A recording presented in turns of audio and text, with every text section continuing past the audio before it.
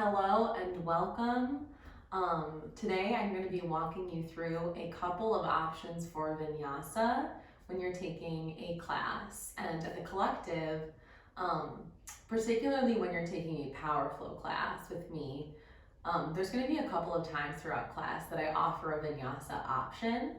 And at any time throughout class, you can take any one of these options. So we're going to break it down and we'll go from the belly all the way up to a full traditional vinyasa, like what we would call a traditional vinyasa in the Detroit area. So here we go.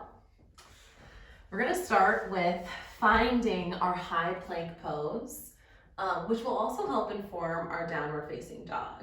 So when you're coming onto your mat, you want your hands underneath your shoulders and come into a high plank pose. So we're on the balls of our feet and on our toes. We feel our low belly tugging in and up, and then those hips are right in line with the shoulders here.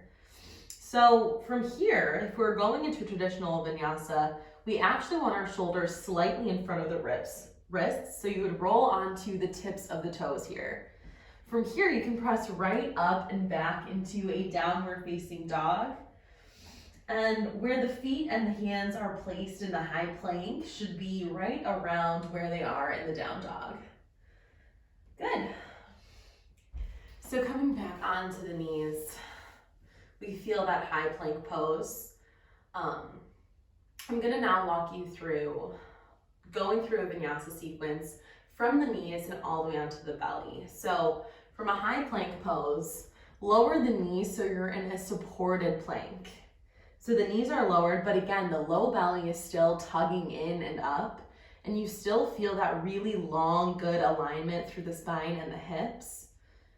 And as you exhale here, see our shoulders are again slightly in front of our wrists. Keep the elbows in really close to the body, and on a breath out, we lower all the way down, really, really slow, coming onto the chest and the belly. And from here, you can keep the hands right underneath the shoulders, ground into the tops of the feet, and just lift the chest for a baby cobra. So here for me, I feel my obliques, the sides of my abs, pulling in and up along with my low belly. And I also feel my back body turning on, my elbows are drawing together, helping to engage my shoulders and my arms. Good, and as I breathe out, I just lower the chest down. I'll take a breath in to come into a table pose. And then from here, normally I'd go back into either a child's pose or press up into a downward facing dog. But from there, taking that sequence all the way onto the belly really just helps us to slow it down. So you're breaking it down into a couple of different steps, meaning that we're breaking it down into a couple of different breaths as well, right? So you're giving yourself just more space, and that'll help you pay more attention to where the body actually is and making sure that you're staying engaged in all of those places. So although this is the first option we're lowering to the belly, you might think that it's easier. It's definitely not, because you can end up working a lot harder from this place, especially if you're really paying attention to everything that you're doing. So let's go through it one more time.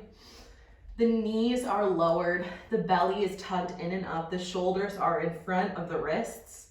Breathing out, keep the elbows in close, we lower all the way down. Breathing into that baby cobra. Good, and exhaling to lower down. Table pose on an inhale. Downward facing dog on an exhale. And there you have it. Option A, option 1.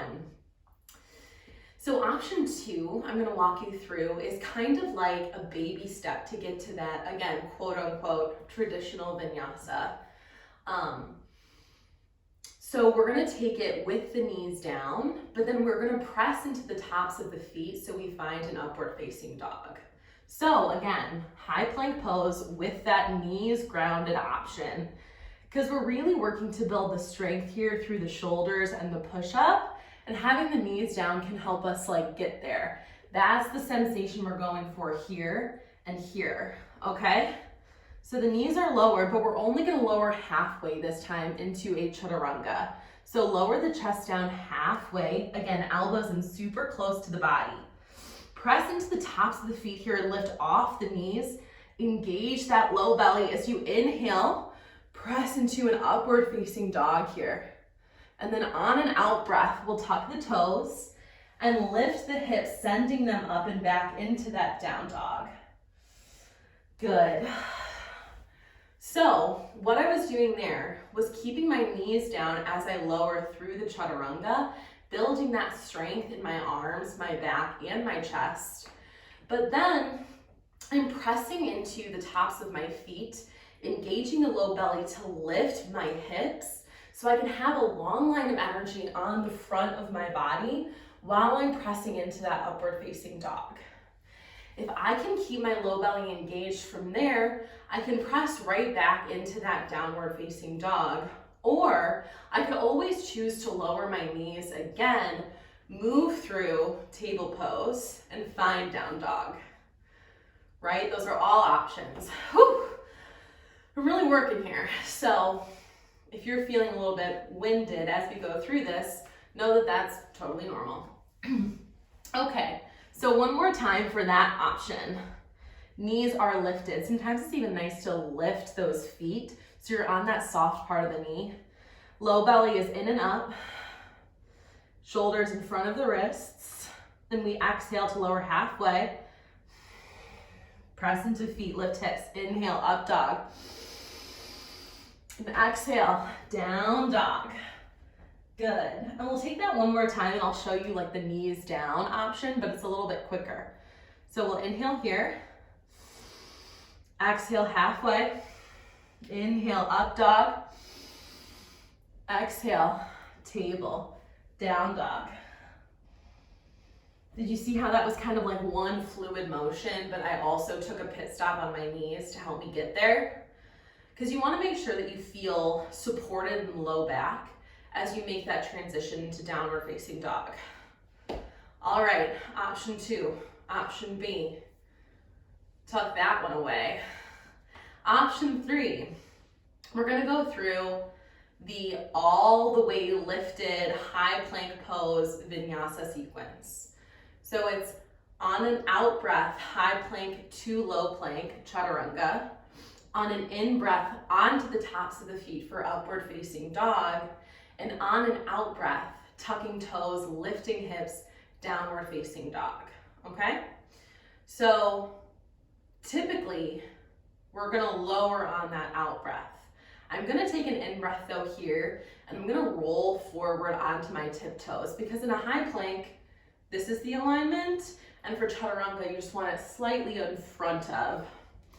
So, from high plank pose, we're gonna inhale here. Roll forward and exhale, lower only halfway. Inhale, tops of feet, upward facing dog. Exhale, tuck toes, lift hips, downward facing dog. Good.